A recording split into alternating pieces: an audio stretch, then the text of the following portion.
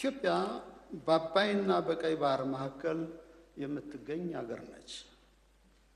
እጣ ፋንታዋና መጻኢ ዕድሏም ከሁለቱ ውሃዎች ጋር በእጅጉ የተቆራኘ ነው። ይሁን እንጂ ኢትዮጵያ ፍትህን ባልተከተለ መንገድ እና ሕዝብን ባላማከልና ባላሳተፈ አግባብ ተገላ ቆይታለች።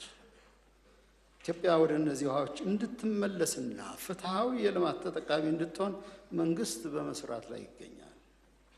ከ3 አስርተ ዓመታት በኋላ የባህር በር ጉዳይ ዓለም አቀፍ የመነጋገሪያ ሀሳብም ማድረግ ተችሏል።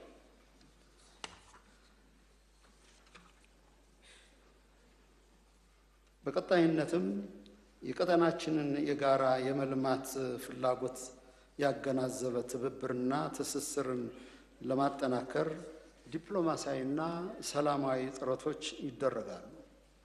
መንግስት ፍትሃዊና አስተማማኝ የባህር በር ለማግኘት ከቀጠናው ሀገራት ጋር በዲፕሎማሲያዊና በሰላማዊ መንገድ ይሰራል።